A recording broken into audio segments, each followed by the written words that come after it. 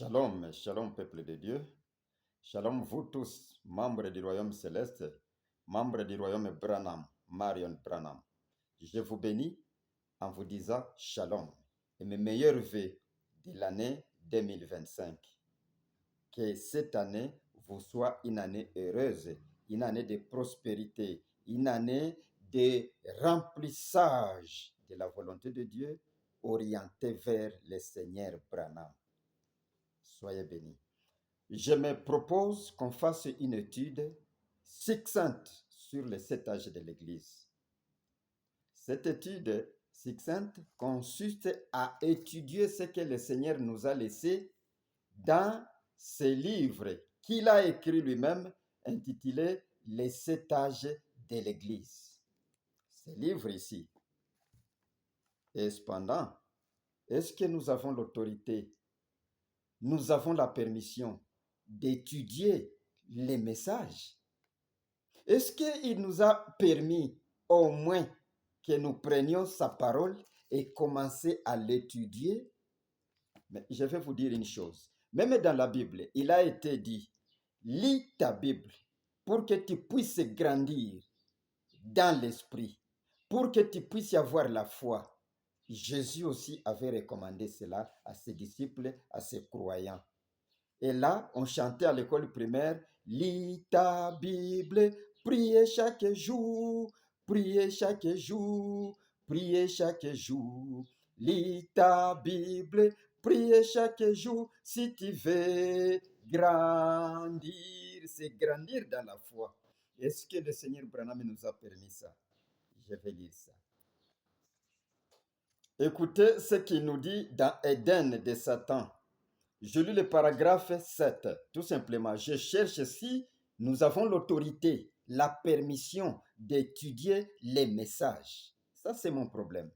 Et je vais partager cette étude avec vous, une étude succincte. Écoutez, parfois avec ces petites expressions choc,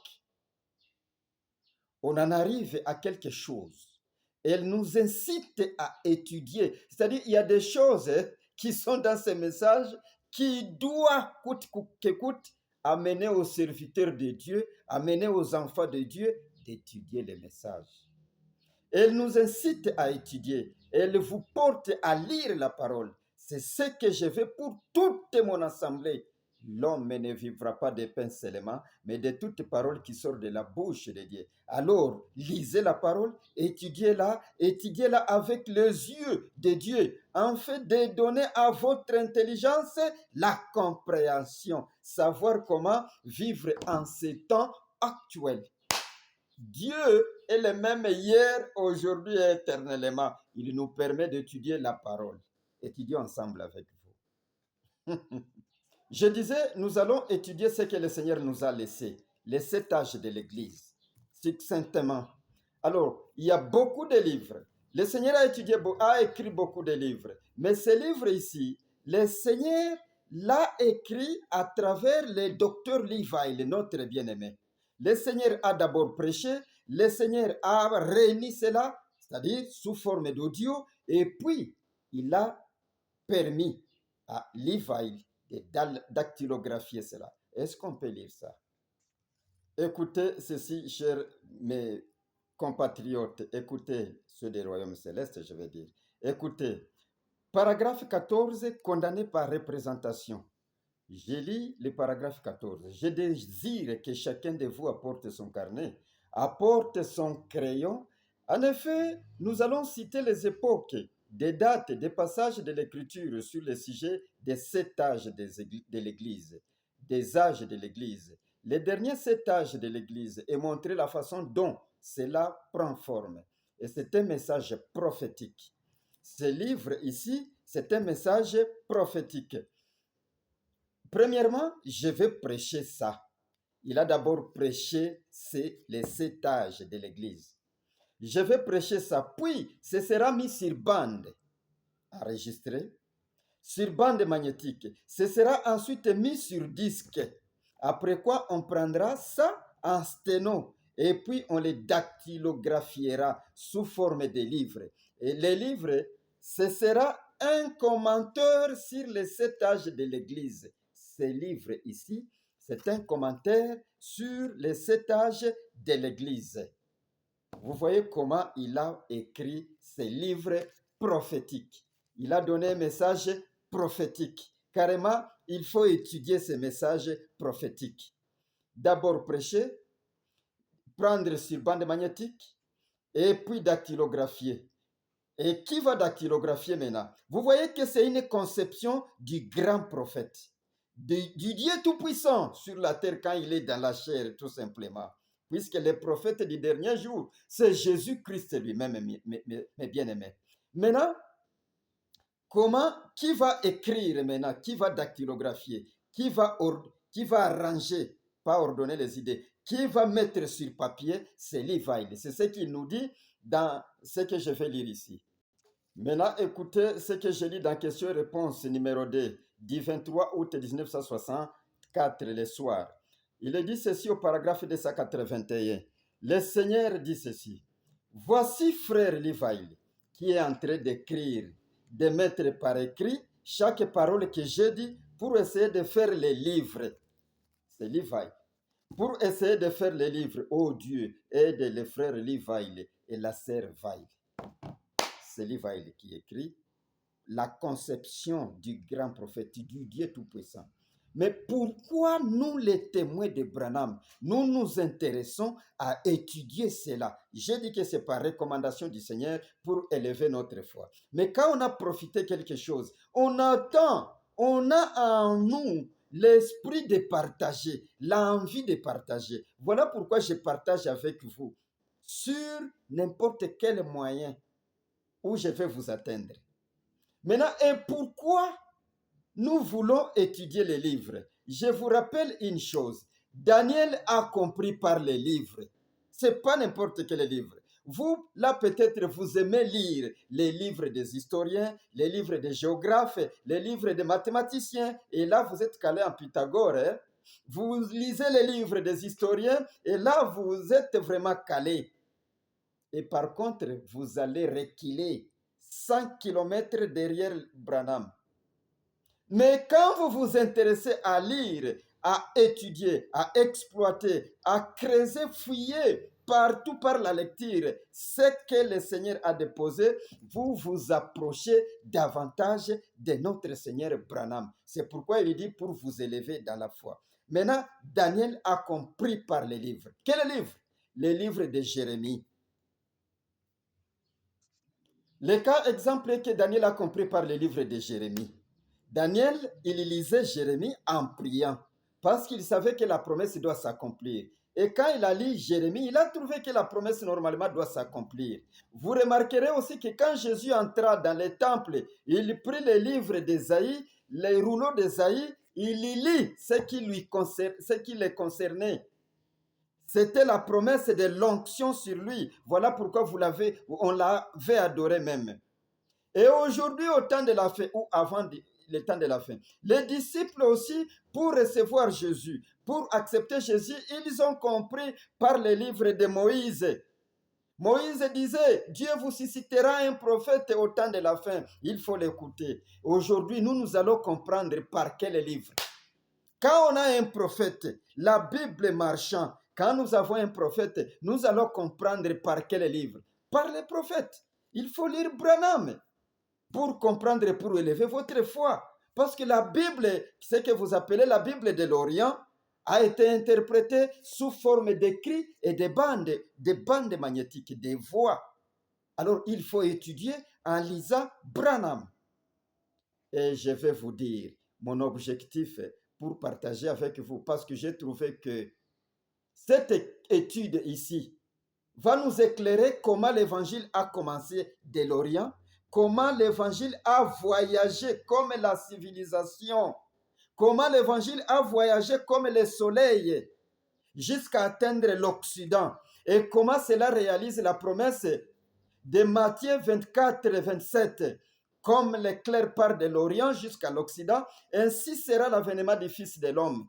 Et cependant, je vais commencer par des questions que je me posais pour les découvrir dans ces messages ici, ou dans la parole de Dieu. Parce qu'à chaque question, le Seigneur dit qu'il y a une réponse dans la Bible. Et si vous ne vous mettez pas à étudier, vous ne trouverez pas de réponse. Moi, je vais étudier. Et à l'aide des questions que je vais me poser, nous allons découvrir toute la vérité. Voilà, cette étude nous amène à comprendre comment l'éclair part de l'Orient jusqu'à l'Occident. Je le lis d'abord dans la fête des trompettes, paragraphe 238 jusqu'à 239, pour comprendre. Écoutez le paragraphe 238, ce que le Seigneur dit. Où le Saint-Esprit est-il descendu? Sur les pays de l'Orient, sur les pays Orient, sur les gens de l'Orient. Et l'Évangile a parcouru le même trajet que le soleil. Il est parti d'où? De là-bas, en Orient, pour aller en Allemagne, de l'Allemagne en Angleterre. Il a traversé la mer 3 fois. La Méditerranée pour en Allemagne, de l'Allemagne, de la Méditerranée et de l'Orient pour aller en Allemagne. Il a traversé la Méditerranée. De l'Allemagne, il a traversé la Manche pour aller en Angleterre. De la Manche, il a traversé le Pacifique pour aller où l'Atlantique pour aller aux États-Unis. Et c'est là, je continue. Maintenant, il est sur la côte ouest. Il a traversé les pays qu'il a civilisés. Il a fait son chemin et il a continué les trajets de la civilisation. L'Évangile a fait les mêmes trajets avec elle. Maintenant, toute la racaille est sur la côte ouest où tout cela s'est amassé comme un raz de marée qui pénètre. Vous comprenez comment l'Évangile a voyagé. Alors, ce voyage de l'Évangile a coûté 2000 ans pour que l'Évangile atteigne l'Occident, où toute la racaille pénètre, où toute la puissance se dévoile encore. C'est-à-dire la puissance de l'Évangile. Pire et clair que l'Évangile a voyagé tout au long des 2000 ans. Et ça a voyagé comment? C'est ça ce que nous voulons découvrir. Ça a voyagé à l'aide des messagers. Et c'est ce que le Seigneur décrit ici, dans cette étude de cette sceau. Avant de continuer, le Seigneur nous dit que tout ce qu'il étudiait, tout ce qu'il entreprenait ou tout ce qu'il nous a laissé, c'est par des types. Est-ce que cette étude de cet âge de l'Église a connu aussi un type ou des types de ces 7 âges de l'Église? Les 7 âges de l'Église ont-ils un type dans l'Ancien Testament? C'est ça, c'est là que le Seigneur est parti pour nous éclairer la chose. Il est un typologue. Nous n'avons plus besoin d'être des typologues. Les typologues ont tout rassemblé. Ce que nous allons faire, c'est étudier tout simplement quels sont les types de 7 âges de l'Église dans la Bible. Nous allons lire dans Deutéronome 16, des 4. Mais pour ne pas tarder, je vais lire les seuls lieux d'adoration auxquels Dieu a pourvu, paragraphe 124 jusqu'à 125, seulement pour comprendre qu'il y a des types, ou soit on lit les tout à la fois. Écoutez, paragraphe 124, les seuls lieux d'adoration auxquels Dieu est pourvu. 124, vous vous souvenez du message de jeudi soir dernier? Votre ancien mari doit être mort. C'est vrai. Votre nouveau mari est la parole. Mais tu mangeras 7 jours de pain sans levain. 7 jours, manger le pain sans levain. Paragraphe 125. Les 7 jours, c'est un type de quoi? Les 7 jours de l'église, les 7 âges de l'église en entier. 7 jours. Pourquoi devait-il manger 7 jours? Avant quoi? Avant de sortir. Vous comprenez? Il faut qu'on passe 7 jours au complet avant de sortir pour entrer quelque part. Dans une autre région. Écoutez.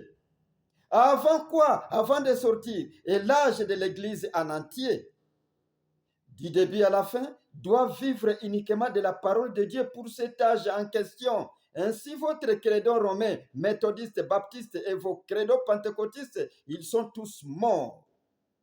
Est-ce que vous avez compris que ce sont des types?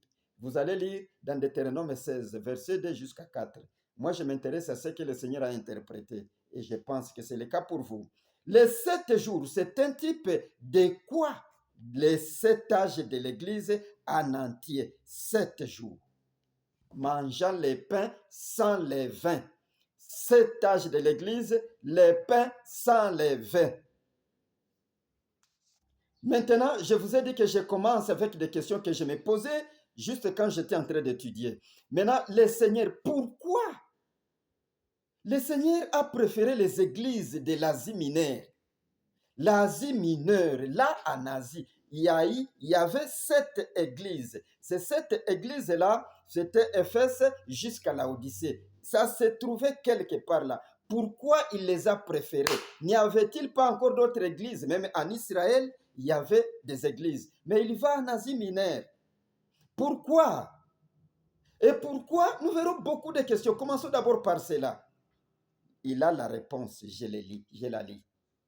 Je disais que le Seigneur a la réponse. Maintenant, la question, c'est quoi? Peut-être que vous n'avez pas bien compris la question. Pourquoi le Seigneur prend les noms de l'église ou des églises qui se trouvent en Asie mineure pour les dispatcher au cours de 2000 ans pour nous parler, en fait de nous parler de cet âge de l'église? Pourquoi il a pris ces églises localisées quelque part là? Écoutez, il y a la réponse ici, ce qu'il nous a donné. Paragraphe 50, le seul lieu d'adoration que Dieu a pourvu. Remarquez, les 7 fêtes des Juifs étaient toutes célébrées dans les mêmes lieux. Ils n'ont jamais été célébrés, ils n'ont jamais célébré une fête ici pour les méthodistes et par ici pour les baptistes et par là pour les presbytériens et par ici pour les catholiques et pour les protestants. Les fêtes étaient toutes célébrées dans un même lieu. C'est-à-dire, les fêtes étaient toutes célébrées dans un même lieu. Vous allez vous poser la question peut-être, pourquoi maintenant ça coûte 2000 ans? Ça commence de l'Est jusqu'à l'Ouest. Mais d'abord, il a pris ces noms, vous allez comprendre ça aussi, mais il a pris ces noms-là parce que les fêtes devaient être célébrées dans un même lieu. Et alors, les églises qui étaient dans un même lieu, qui sont détaillées dans l'Apocalypse, écrit à l'église d'Éphèse jusqu'à l'église de Sardes, ces églises devraient aussi se retrouver dans un seul lieu.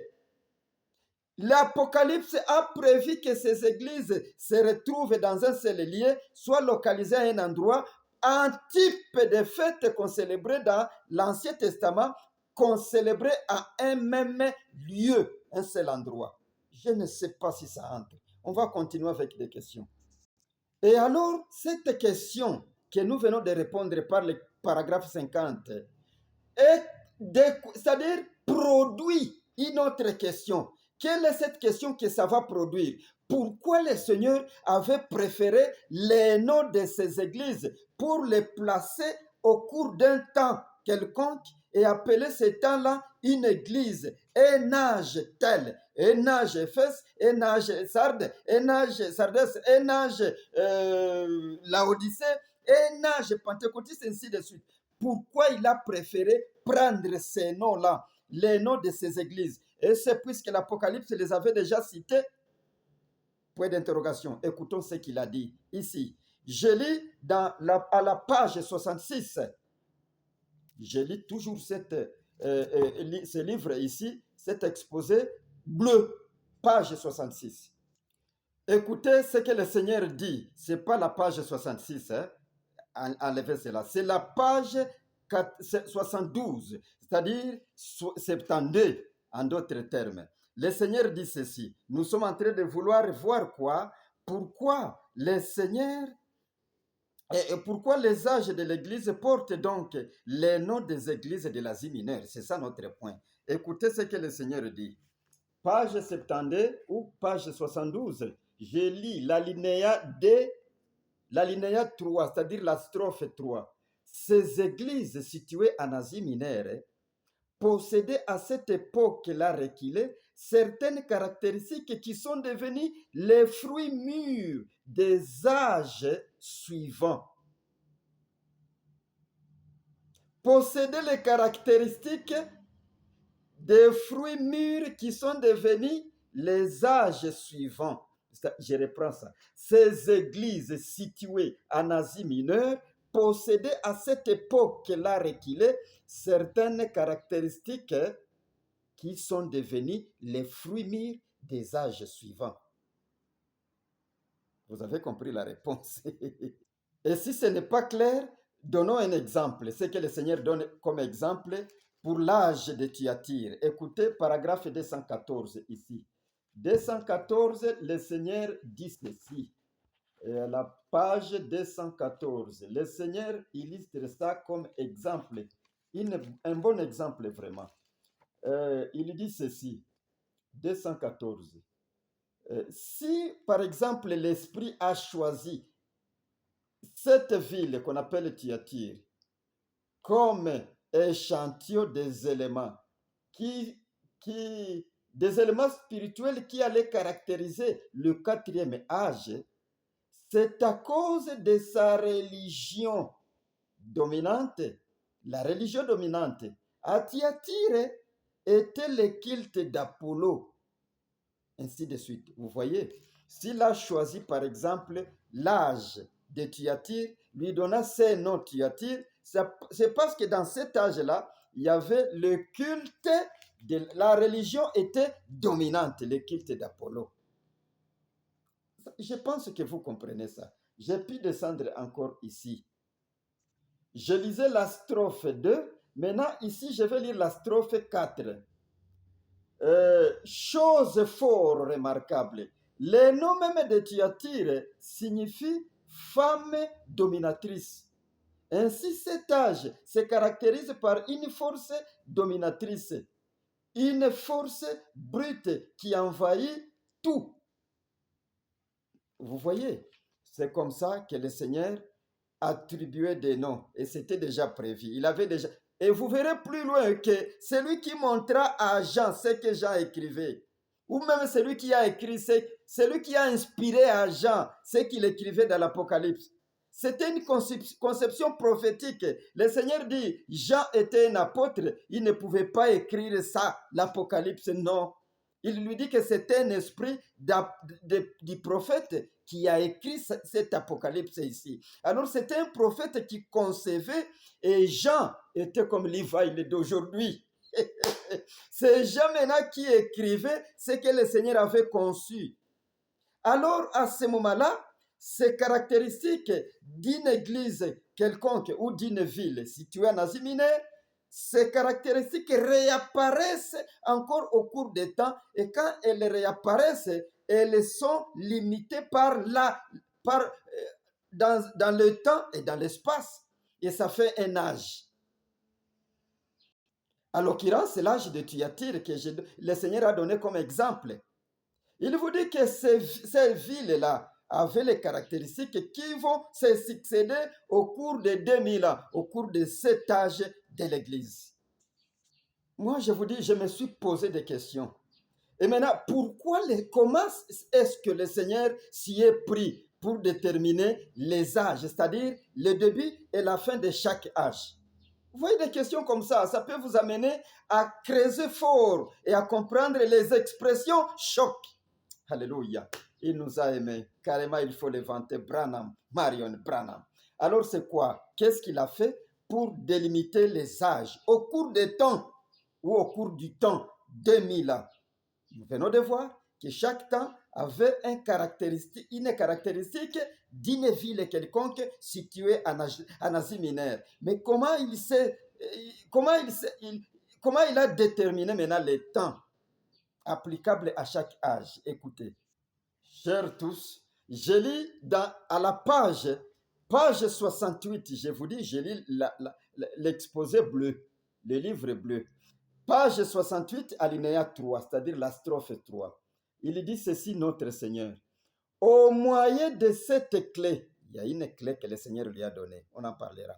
Au moyen de cette clé, toute simple, mais tellement merveilleuse, j'ai pu, avec l'aide du Saint-Esprit, lire les livres de l'Apocalypse et les livres d'histoire pour y trouver chaque âge, chaque messager, la durée de chaque âge et les rôles que chacun d'eux a joué dans les plans de Dieu de la Pentecôte jusqu'au temps de la fin des âges. Il a dit, je n'ai plus à répéter, tu as compris. Lire les livres de l'Apocalypse par l'aide du Saint-Esprit, par inspiration, lire les livres d'histoire. Et à cause de cela, il a dégagé les dates. Qu'est-ce qu'on peut ajouter? Ajoutons ceci. On ajoute la page 110, alinéa 2, mais je coupe encore au milieu, je prends la dernière partie que j'intitule C, la strophe C de l'alinéa 2. Écoutez ce que le Seigneur dit. Les âges aussi, nous les avons décrits dans l'Apocalypse. Oui. Les âges aussi, nous les trouvons en étudiant l'histoire.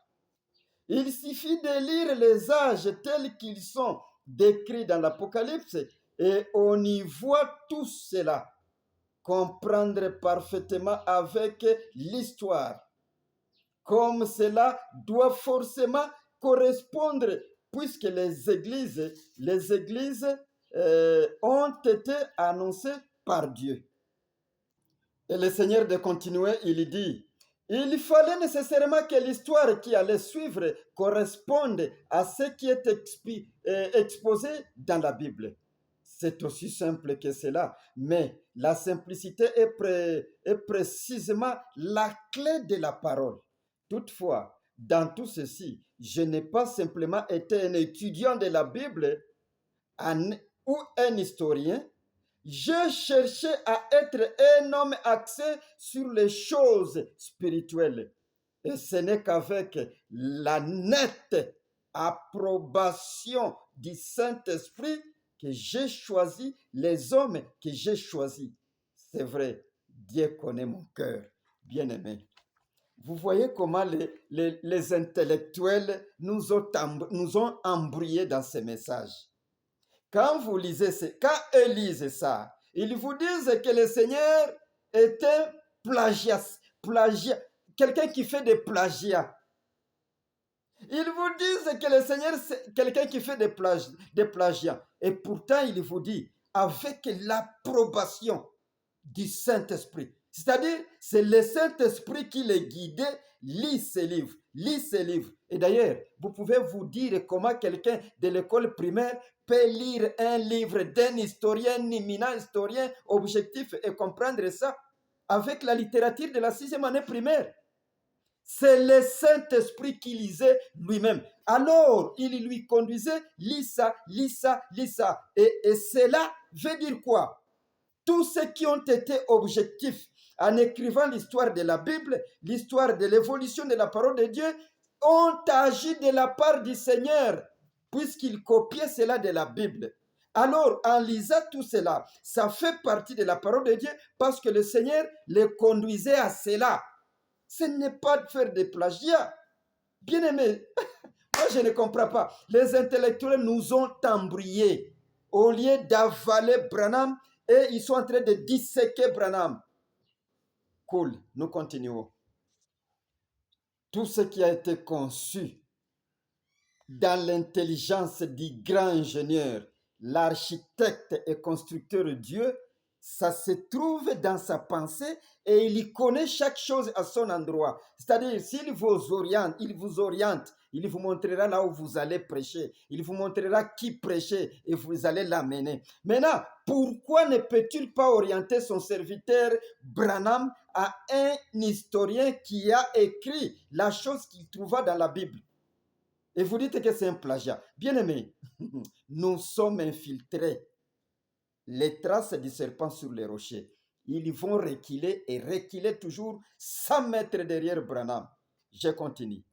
Et ensuite, je me suis encore posé la question. Comment se fait-il qu'il y a un âge court et un âge long? Et ici, ce sont d'abord des questions. C'est-à-dire, c'est une introduction de ce que je vais parler après. Parce que je connais là où je dois arriver. Je suis en train de poursuivre Branham pour qu'il me révèle quelque chose. Et c'est ce que je partage. Maintenant, pourquoi il y a un âge court et un âge long? J'ai lu quelque part ici dans les messages. Malheureusement, je viens d'oublier. Je vais chercher ça. Il dit, c'est à cause de l'apparition du messager. Il y a là où le messager tardait d'être visible, d'apparaître quoi? Et il y a là où le messager apparaissait directement. Par exemple, si vous étudiez les âges, quand nous allons étudier les âges et leur délimitation, vous trouverez que, par exemple, Martin Luther, exemple, est à Paris en 300... Non, est à Paris, je vais vérifier. Vous trouverez, par exemple, Martin ici. Il est à Paris en 305. Or, l'âge a commencé en 312.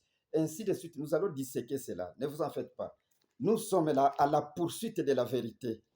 Pas critiquer notre Seigneur, mais qu'il nous élève dans la compréhension spirituelle. Pourquoi? Parce que nous allons de révélation en révélation. Écoutez. Et alors, nous avons dit que l'étude nous permet de comprendre de l'ère de l'Orient à l'Occident les trajectoires du soleil, les trajectoires de la colonne de feu. Alléluia, des choses que nous avons connues, qui nous élèvent dans la foi, qui nous introduisent dans l'éternité, qui nous collent les signes éternels. Branham, Marion Branham, c'est une bonne chose. Branham, c'est bien. C'est notre parent, c'est notre père, c'est notre papa. Il faut approcher les papas par la lecture. Il nous a permis. Et les autres me disent, toi tu es intellectuel, toi tu es... Comment? Il m'a permis d'étudier. Toi aussi étudier et nous arriverons à comprendre. Ne vous mettez pas à rassembler des citations dans des forums pour venir tromper les enfants de Dieu. Étudiez d'abord. Je disais, cette étude va nous permettre de comprendre ou de connaître les messagers des âges, mais qui n'étaient pas connus à leur âge. Nous les connaissons aujourd'hui parce que Branham est venu. Cette étude va nous aider à les connaître. Je vais le lire d'abord, je pense. Écoutez ce qu'il dit à la page 323, toujours l'exposé bleu. Il dit ceci, après les messagers là. Il dit quoi? Je doute fort qu'aucun âge ait véritablement reconnu les messagers que Dieu lui avait envoyés. Écoutez, à l'exception du premier âge dont Paul était le messager, et même dans cet âge-là, beaucoup ne l'ont pas connu pour ce qu'il était. Mais nous, aujourd'hui, nous les connaissons. Nous connaissons les messagers parce qu'il est venu, le Dieu Tout-Puissant, qui les a envoyés. Voilà pourquoi il faut étudier. Voilà, à cause de cela maintenant, quelles sont les caractéristiques qui lui ont permis le Seigneur à connaître les messagers? Si c'est de cet âge-là, l'âge en question, qui porte le nom d'une église ou d'une ville de l'Asie mineure, si les messagers, ou soit si les contemporains, je parle des contemporains de ces messagers, n'ont pas connu les messagers, mais lui, le Seigneur, au temps de la fin, en tant que celui qui concilie, qui rassemble même des choses qui sont restées en suspens. Et quand il rassemble les choses qui sont restées en suspens, on l'appelle quelqu'un qui fait des plagiats. Malheur à vous, race de vipères. Vous allez reculer et reculer toujours derrière Branham. Et là, vous êtes qui? Satan. Nous avançons avec notre Seigneur. Écoutez ceci, Branham, Marion, Branham, l'homme est là. Écoutez, il dit, quelles sont les caractéristiques qu'il a utilisées pour connaître chaque messager? Ça, c'est une bonne chose. C'est ce qui m'intéresse, moi. Et c'est ce qui m'a beaucoup... Ce sont des expressions chocs qui m'ont amené, moi, à étudier. Écoutez.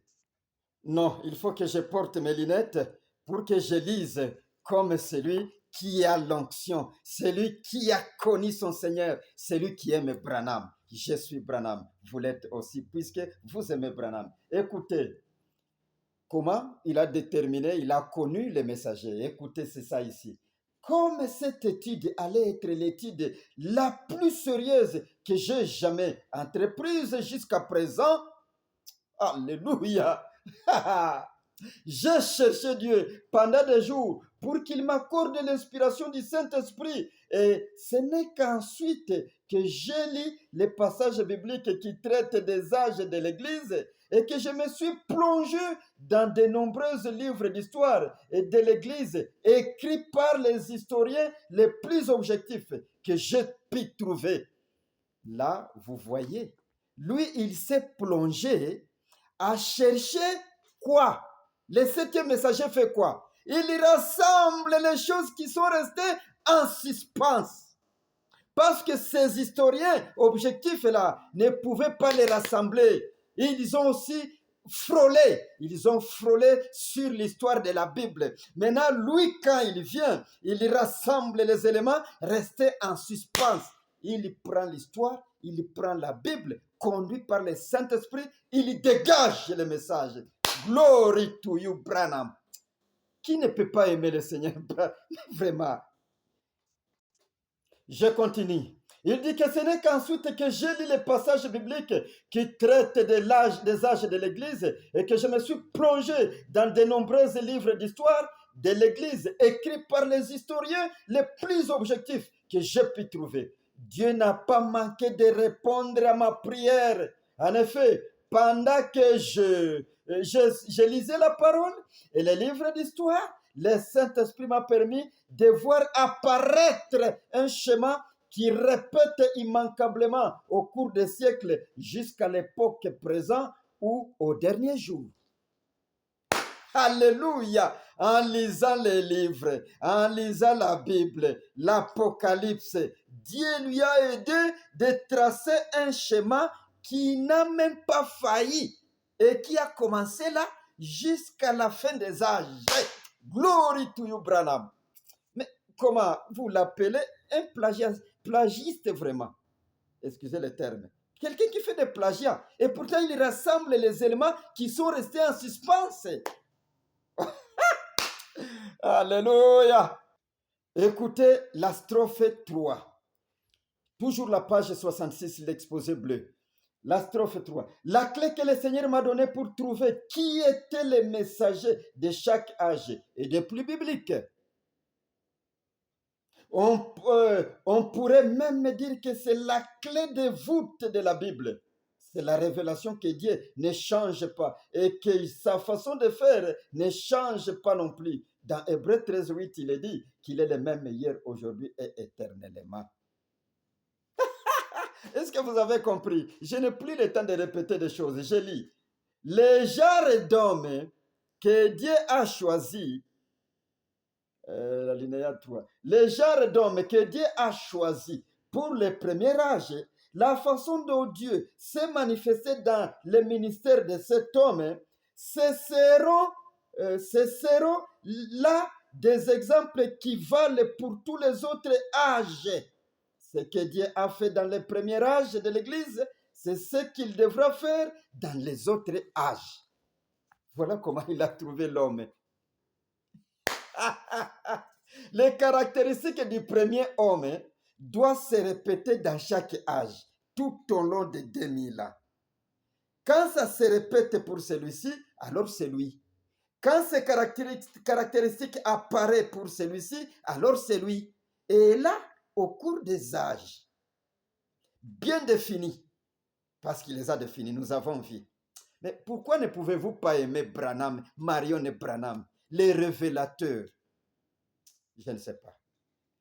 Écoutez la page 110. Je lis l'alinéa A. Carrément, moi j'aime le Seigneur vraiment. Il dit ceci. Pour vous rafraîchir la mémoire, j'aimerais rappeler comment nous arrivons à trouver les noms des messagers des différents âges. Dieu, dans sa volonté souveraine, a vu ce que l'histoire de l'Église du Nouveau Testament a vu à ce que l'Église du Nouveau Testament, l'histoire de l'Église du Nouveau Testament ne se perde pas, tout comme il avait vu à ce que l'histoire de l'Israël ne se perde pas en la plaçant dans la Bible et en la confirmant aujourd'hui par la découverte et l'interprétation par des archéologues, des multitudes de rouleaux, des récipients en terre et d'autres objets. Enfin, nous avons un commentaire permanent de l'histoire biblique. De la première page du livre jusqu'à maintenant. Ainsi, en étudiant l'histoire, nous pouvons trouver quel homme ou quels hommes dans les différents âges ont été les plus près du modèle original de Dieu, qui est l'apôtre Paul. Alléluia. Vous voyez comment ça réjouit, ça émeut le cœur. Quand vous lisez, vous vous élevez dans la foi. Dieu n'a pas voulu que l'histoire de l'Israël se perde. Il a rassemblé les archéologues pour conserver les vers, c'est-à-dire les matériels en terre, les matériels archéologiques, les rassembler. Ainsi, jusqu'à présent, nous avons l'histoire de l'Israël. Dieu a permis ça. Et pour le Nouveau Testament, Dieu a permis les historiens de rassembler l'histoire de l'Église. De rassembler l'histoire de l'Église à ce que quand il viendra au temps de la fin, il puisse nous parler de l'histoire de la Bible depuis Adam jusqu'à présent. C'est Dieu qui faisait ça. Et on vous dira, ce sont des hommes. Mais quels hommes? Ces historiens ici, c'est ce que je voulais dire, qui ont écrit sur la Bible, sur le Nouveau Testament, ce qu'ils ont écrit, ils étaient poussés par le Saint-Esprit. Voilà pourquoi le Saint-Esprit vient rassembler ces choses qui sont restées en suspens et nous les donne. Et quand il nous les donne, vous vous dites qu'il a fait les plagiats. Vous êtes maudits. Vous allez toujours reculer derrière Branham, puisque vous n'avancez pas, vous ne voulez pas l'approcher par la révélation et la prière. J'aime Branham. Maintenant, il nous a dit, Dieu, dans son dessein, il avait des caractéristiques qu'il a appliquées au premier messager, qui caractérisent le premier messager Paul.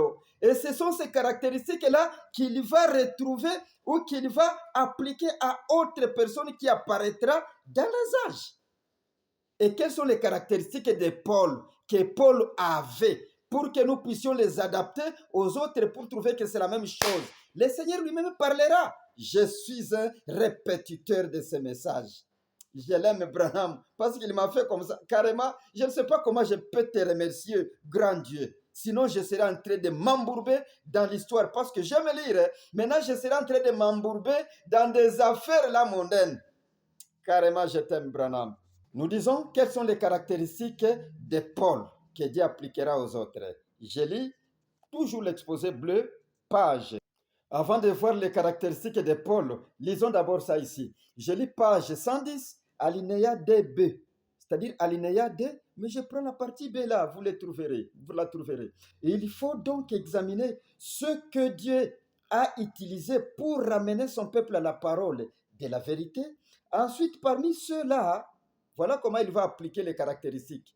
Parmi ceux-là, il y en a un dans chaque âge qui doit apparaître clairement comme étant le plus proche pour ce qui est du modèle de la parole et de la puissance. C'est lui-là, c'est lui le messager. C'est-à-dire, c'est lui qui a les caractéristiques, ou soit les plus proches caractéristiques. C'est celui-là qui sera le messager de l'âge. Quand il apparaît, Dieu regarde dans l'âge. Dieu connaît son nom. Vous aussi maintenant, regardez dans l'âge. Qui a les caractéristiques les plus proches de Paul? Nous n'avons pas encore parlé de cela, mais je vais l'introduire. C'est comme ça qu'il a fait le Seigneur. Maintenant, qui est le premier messager? Nous avons dit qu'il doit y avoir quelqu'un qui a les caractéristiques de Paul. Or, Paul, qui es-tu le Paul d'abord? Paul, c'est qui? En rapport avec les âges ici, Paul viendra faire quoi? Posons-nous cette question. Ou si tu te poses cette question, le Seigneur va répondre. Je lis la page 73, alinéa 2. Paul, c'est qui dans l'étude de cet âge? Page 73, alinéa 2. Paul, c'est qui pour qu'il nous donne ces caractéristiques-là? Alinéa 2. Les messagers de l'âge de l'église d'Éphèse était l'apôtre Paul. Pourquoi pas Pierre? Pourquoi pas Luc? Pourquoi pas les autres? Dieu a déjà déterminé ou va nous déterminer les caractéristiques. Écoutez, il est indéniable qu'il était le messager du premier âge de l'ère des nations, bien que ce soit Pierre qui ait reçu l'autorité d'ouvrir la porte aux gens des nations, c'est à Paul qu'il a été donné d'être leur apôtre et leur prophète. Il était le messager prophète pour les gens des nations. Sa fonction de prophète, par laquelle il a reçu l'entière révélation de la parole pour les gens des nations, a confirmé qu'il était leur messager apostolique. Les autres apôtres de Jérusalem étaient d'accord avec cela. Ça, vous trouvez dans Galates 1, 12 jusqu'à 19. Car je ne l'ai pas reçu, ni appris d'un homme. Ce n'est pas Pierre qui m'a enseigné. Ce n'est pas Luc qui m'a enseigné. Là, c'est Paul. Hein? Ce n'est pas Pierre qui m'a enseigné. Ce n'est pas Luc qui m'a enseigné. Ce n'est pas Gamaliel qui m'a enseigné. Mais il continue à dire ça. Je n'ai pas reçu ça d'un homme, mais par une révélation de Jésus-Christ. Vous avez vu, vous avez su, en effet, de quelle était l'autrefois ma conduite dans le judaïsme. Alléluia. Voilà l'homme. Voilà Paul. Je ne l'ai pas reçu. Je n'ai même pas été dans vos conventions. Je n'ai pas été dans vos conventions. Je n'ai pas été sous les pieds de Gamaliel pour apprendre ceci. Je n'ai pas été sous les pieds d'un quelconque éminent apôtre parmi vous. Mais j'ai rencontré le Seigneur. Il m'a appelé. Il a apparu à moi sous la forme de la colonne de feu et il m'a parlé. Il m'a dit son nom. Ça, c'est Paul. Voilà l'homme. Voilà un missionnaire. Voilà un messager. Voilà quelqu'un qui se connaît. Ce n'est pas de vous que j'ai reçu la révélation. Est-ce qu'on peut se vanter de cela? Alléluia. Alors Paul est le messager indéniablement. Sans contredire, il a ses caractéristiques. Maintenant, quelles sont les caractéristiques de Paul maintenant qui doivent être applicables aux autres? Et là, nous allons terminer. Vous voyez, c'est une petite étude tout simplement. Mais vous n'avez pas le temps de fier, bêcher, creuser par la lecture pour élever votre foi. C'est une petite lecture tout simplement là. Et vous vous élevez dans la foi. Et vous comprenez l'idée du grand orateur, le grand Dieu tout-puissant qui a créé dans la chair humaine. L'homme ne pourrait pas faire ce que Marion Branham faisait sur la terre. Écoutez les caractéristiques applicables aux autres, les caractéristiques de Paul. Je lis dans le paragraphe, je lis à la page 74, toujours l'exposé bleu, page 74 ou page 74. Premièrement, Paul était absolument fidèle à la parole. Il n'a jamais dévié. Peu importe le prix. Il y a un homme qui m'a donné un petit témoignage. Il a raconté la vie de quelqu'un qui est un Branham avec qui il était à l'université. Jusqu'à présent, il voit cet homme progresser dans la révélation. Il a dit carrément, tu as été appelé. Sinon, tu serais aussi embourbé comme les autres. Il a dit, l'homme lui a répondu, j'ai l'appel du Seigneur. Oh Seigneur, le temps m'abandonne maintenant. Et pourtant, Pierre était fidèle à la parole. Peu importe les prix. Ça, c'est Galates 1, 8 et 9. Deuxièmement, Paul, son ministère était dans la puissance de l'esprit.